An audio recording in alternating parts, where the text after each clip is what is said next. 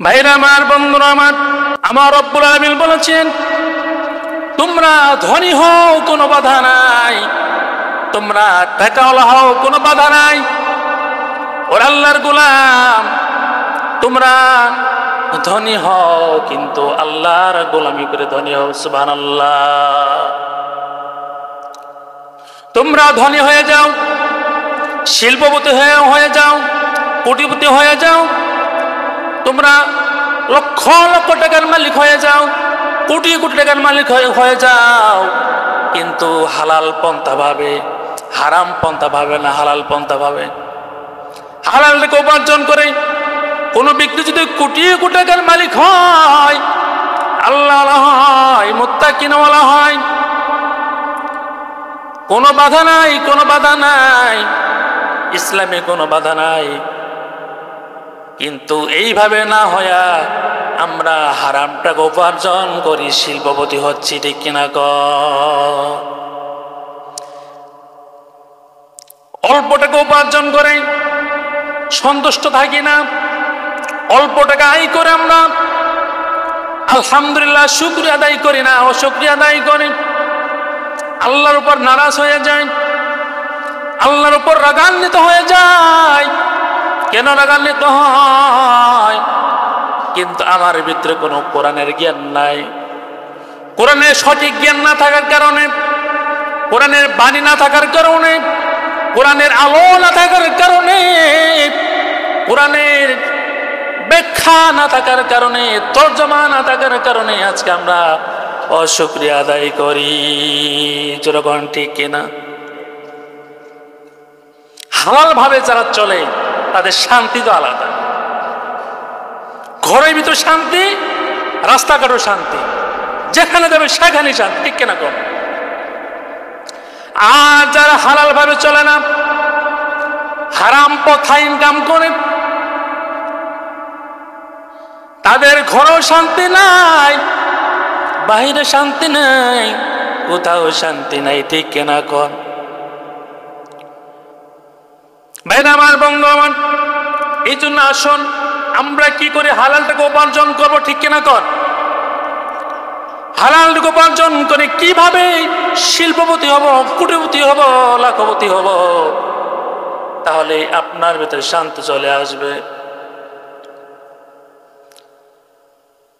আর যদি হারাম ভাবে ইনকাম করেন, শান্তি কোথাও নাই, কোথাও নাই। এই বিশ্বের কোন বিজ্ঞানিক, কোন দার্শনিক, কোন সায়েন্সের একজন ডাক্তার বলতে পারবে না, একজন কোটিপতিওয়ালা বলতে পারবে না, জ্ঞানী মানুষ বলতে পারবে না হারাম টাকার ভিতরে শান্তি আছে, বলতে পারবে? নাই। এই জন্য ভাইরা আমার, বন্ধু আমার, আমরা নিয়ত করবো হালাল টাকা উপার্জন করে যেন কবরে যেতে পারি, মৃত্যুবরণ করতে পারি। সুবহানাল্লাহ। একজন আল্লাহর ওলি ফজরের নামাজ পড়িয়া রওনা দিয়েছে রাস্তার ভিতরে, রাস্তা দিয়ে হেঁটে হেঁটে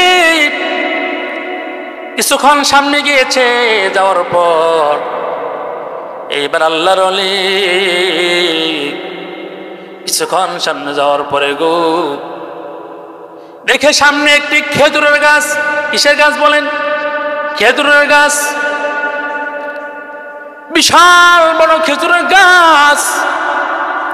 এই খেজুরের গাছে দেখে একটি পাখি বারবার ওঠানামা করে।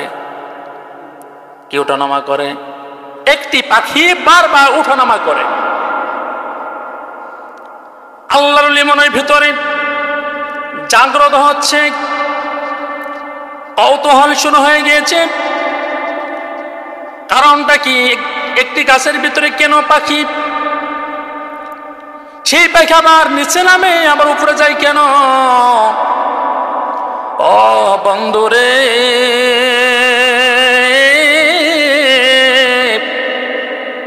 আমরা যদি হঠাৎ করে একটি পাখি যদি গাছের উপরে দেখি বারবার ওঠানামা করে, মনের ভিতরে কি জাগ্রত হবে? একটি দৃশ্য জাগ্রত হবে। কারণটা কি? পাখিটা বারবার ওঠোনামা কেন করে? একটু দেখি না সামনে গিয়ে, ঠিক না? কি হলো ওখানে? কি কারবার হচ্ছে ওখানে? কি তামসা হচ্ছে? কি খেলা হচ্ছে? আল্লাহর ওলি মনের ভিতরে এরকম জাগ্রত শুরু হয়ে গিয়েছে। শুরু হওয়ার পর এবার আল্লাহর ওলি উপর দিকে তাকাইয়া দেখে গাছের ভিতরে সুন্দর একটি পাখি নিচ থেকে খাবার নিয়ে উপরে আবার খাবার নিয়ে যায়। আবার যখন খাবার শেষ হয়ে যায় আবার নিচে নামে, আবার খাবার নিয়ে আবার গাছের উপরে চলে যায়। কারণটা কি? কার জন্য খাবার নিয়ে যায়? ওখানে কোন প্রাণী আছে? এরকম মনে হয় কি হয় না বলেন? আপনার জোরে বলেন, হয় কি হয় না?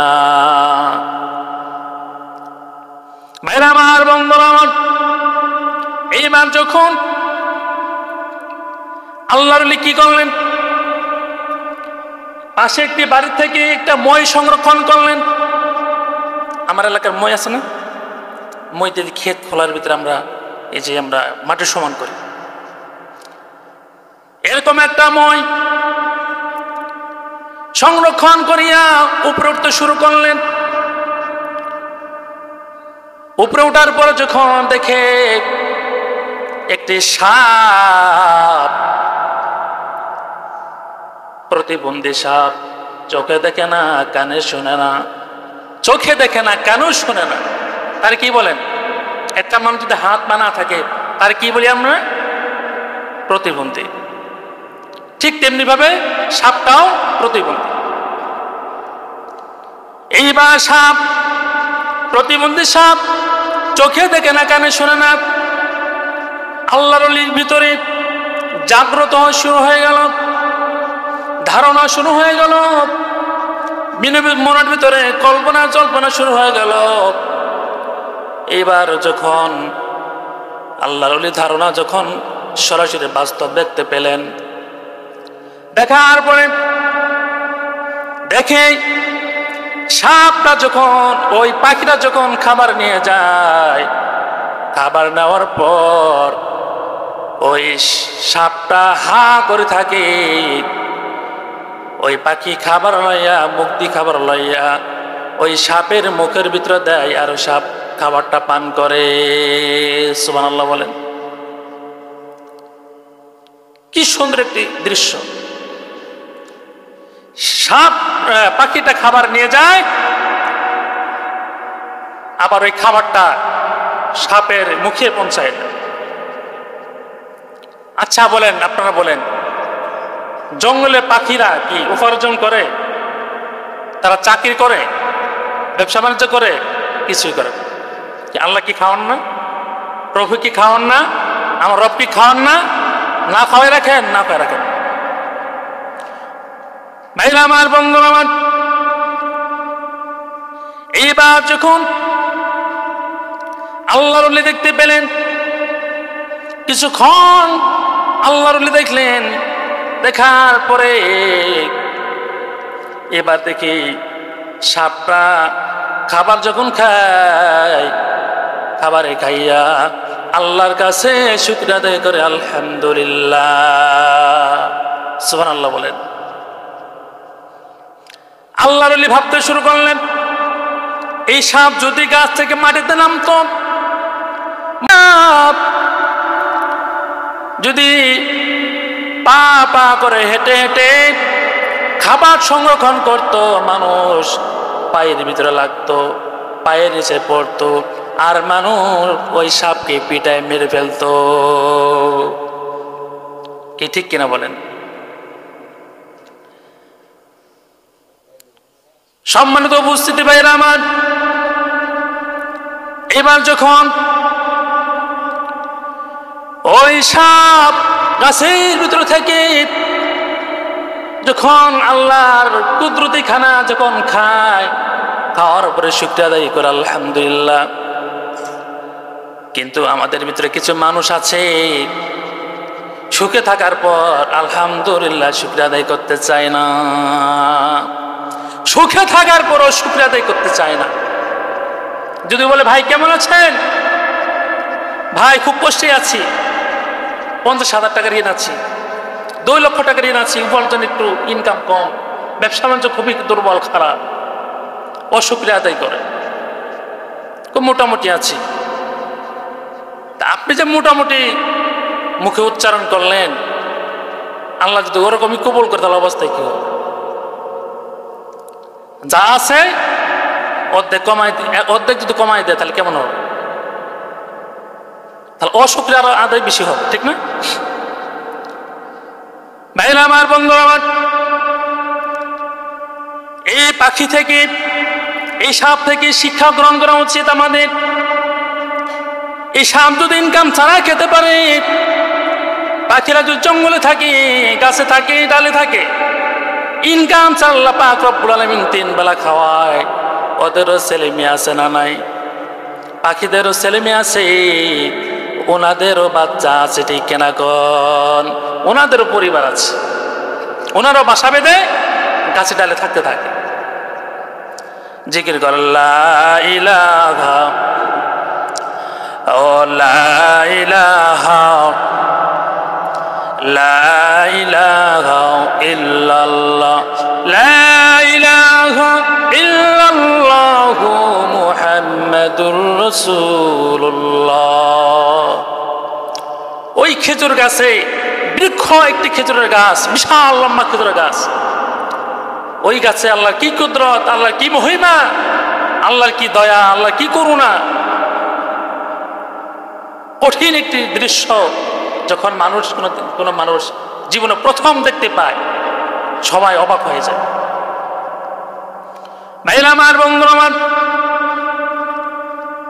এইবার আল্লাহর ওলি সঠিকভাবে দেখলেন, সুন্দরভাবে দেখলেন, দেখার পর ভাবতে শুরু করলেন, মরুভূমি পাহাড়ে গিয়ে ভাবতে শুরু করলেন, হাই রে হাই, এই সাপ যদি মাটিতে থাকতো, মাটিতে চলাফেরা করতো, মাটিতে বাসা বাঁধতো, এই সাপ যদি মাটিতে বাসা বাঁধিত, এই সাপ যদি মাটিতে তার বাসা থাকতো, বসত বাড়ি থাকতো, এই সাপ মানুষ পিটায় পিটায় মেরে ফেলতো, এই সাপের জীবন আর থাকতো না।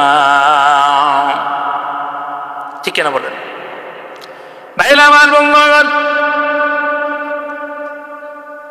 হারামটাকে উপার্জন করে কিছু করা যায় না। আজকে থেকে শুরু করব, যারা হারামটাকে উপার্জন করি, হারামটাকে উপার্জন করা বন্ধ করে দেব। ওই জঙ্গলের দিকে তাকান, ওই সাপের দিকে তাকান, তাহলে আমার ভিতরে ইমানের দায়িত্ব চলে আসবে, ইমানের মহব্বত বেড়ে যাবে, ইমানের ভালোবাসা বেড়ে যাবে। ইমানের দৃশ্য যখন চোখে পড়বে, তাহলে আমার ভিতরে ইমান বাড়তে শুরু করবে। সুবহানাল্লাহ। আপনি একজন প্রতিবন্ধী মানুষের দিকে তাকান, আহারে তার হাত নাই, পা নাই, কি কেমন করে চলে। আজকে আমার যদি পা না থাকতো, একটি হাত না থাকতো, একটি চক্ষু না থাকতো, তাহলে আমি রাস্তাঘাটে সঠিকভাবে চলতে পারতাম না। মানুষের লাগে বাড়ি খাইতাম, মানুষের লাগে কি খাইতাম, বাড়ি খাইতাম।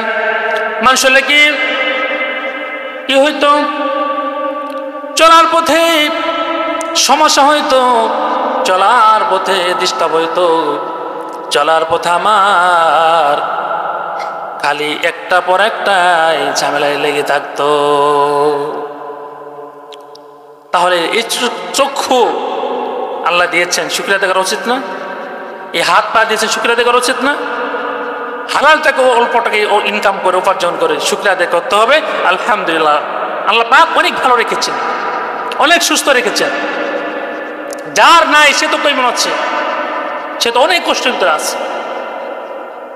যার নাই সে একমাত্র বুঝে সে কেমন আছে। ভাইরা আমার, বন্ধুরা আমার, হাদিসের ভিতরে এসেছে, লা ইয়াদখুলুল জান্নাতা দাসাদুন গুজিয়া বিল হারাম। হারাম ভক্ষণকারী আল্লাহর জান্নাতে প্রবেশ করিবে না। হারাম ভক্ষণকারী আল্লাহর জান্নাতে প্রবেশ করিবে না। সে সারা বছর যদি, সারা জিন্দেগি যদি সে আমল করে, নামাজ বন্দিগি করে তার আমল ঘরের চালেও উপরে উঠবে না। আসমান উঠবে তো দূরের কথা, ঘরের চালেও উঠবে না। আমরা অনেক খাবারের ভিতরে হারাম খাচ্ছি। যেমন আমরা রাস্তাঘাটে চলার পথে বিড়ি সিগারেট খাচ্ছি, খাই না? বিড়ি সিগারেট খাচ্ছি, ধূমপান করছি, পাতা জর্দা তামাক খাচ্ছি, আবার নামাজ পড়ি। সেদিন একজন ব্যক্তি দেখলাম বিড়ি নিয়ে আসছেন মসজিদের ভেতরে, মনে বলে নিয়ে আসছে, আসলে তো ওনার দোষ নেই, হঠাৎ করে নিয়ে আসছে। আল্লাহ তাআলা বুঝদান করে বলো আমিন। আমরা কেউ যেন বিড়ি সিগারেট না নিয়ে বিড়ি সিগারেট নিয়ে যেন মসজিদে প্রবেশ না করি। যে খাবারটা হারাম সেই খাবার মসজিদে নিয়ে আসলে কি হালাল হবে না হারাম হবে? হারাম হবে। আর ধূমপান করতে নামাজ পড়ি, নামাজ কি হবে না ভুল হবে? বলেন, চিল্লায় বলেন, ভুল হবে না সঠিক হবে? ভুল হবে না? এই জন্য হারাম থেকে দূরে থাকতে হবে, হারামকে পরিহার করতে হবে, হারামকে বর্জন করতে হবে, হারামকে ডিলিট করতে হবে, হারামকে মনের ভিতর থেকে সবকিছু ছেড়ে দিতে হবে। তাহলে আপনি যদি এরপর নামাজ পড়েন, বন্দেগী করেন, তাহলে আল্লাহর দরবারে কবুল হবে। পাঁচুরটা পয়সা নষ্ট, যুবক নষ্ট মদে, কুসমাজে গিরাম নষ্ট, খাদক নষ্ট সুদে। কি ঠিক ঠিক না বেঠিক? পাঁচুরটা পয়সা নষ্ট, যুবক নষ্ট মদে, কুসমাজে গিরাম নষ্ট, খাদক নষ্ট সুদে। কত বাস্তব না? এই হারামকে ছাড়তে হবে, সুদ ঘুষ ছাড়তে হবে, অবৈধটাকে ছাড়তে হবে। হারাম টাকা যদি আপনি ছেড়ে দেন, তাহলে আপনার ঘরের ভিতরে শান্তি আসবে, আল্লাহর রহমত চলে আসবে, আল্লাহর বরকত চলে আসবে। আজকে থেকে একটা নিয়ম করবেন, ঘরের ভিতরে গিয়ে সালাম দিবেন, তাহলে শান্তি চলে আসবে। ঘরের ভিতরে গিয়ে পরিবারকে সালাম দিবেন, তাহলে আপনার সন্তান আপনাকে সালাম দিবে। সুবহানাল্লাহ বলেন। ঘরের ভিতরে তালিম শুরু করে দেবেন, তালিম, কোরআনের তালিম, হাদিসের তালিম শুরু করে দিবেন। পুত্রবধূকে বলবেন তালিম করো, তালিম করো, তালিম করো, তোমরা সবাই শোনো তালিম, তাহলে আল্লাহ রহমত চলে আসবে। সুবহানাল্লাহ। প্রিয় হাজিরিন, এই জন্য আমরা আজকে থেকে হারামকে আমরা ছেড়ে দেব, হারামকে পরিহার করব, হারামকে বন্ধ করে দেব, হারাম থেকে দূরে থাকবো, হারামকে ডিলিট করে দেব, সমস্ত অন্যায়কে ডিলিট করব। আত্মাকে পবিত্র করে নামাজ শুরু করেন, আপনার নামাজ 100% হোক, কবুল হবে ইনশাআল্লাহ। তাহলে ঘরেও শান্তি পাবেন, বাইরেও শান্তি পাবেন, এই জগতেও শান্তি পাবেন, পরকাল জগতেও শান্তি চলে আসবে। আল্লাহ তাআলা সকলকে কোরআন এবং হাদিসের উপর আমল করার তৌফিক দান করুন, যেন আমরা ইসলাম মেনে, আল্লাহর বিধান মেনে, আল্লাহর বিধিবিধান মেনে যেন আমরা অন্ধকার কবরে যেতে পারি। আল্লাহ তাআলা সকলকে কবুল করুন, আমিন। যেন আমরা খাঁটি মুসলমান হয়ে মৃত্যুবরণ করতে পারি, খাঁটি উম্মত হয়ে মৃত্যুবরণ করতে পারি। আল্লাহ তাআলা সকলকে কবুল করুন, আমিন। আজকে থেকে ধূমপান যারা খাচ্ছেন আস্তে আস্তে ছেড়ে দিবেন। হুট করে ছেড়ে দিলে অজ্ঞানে পড়ে যাবেন।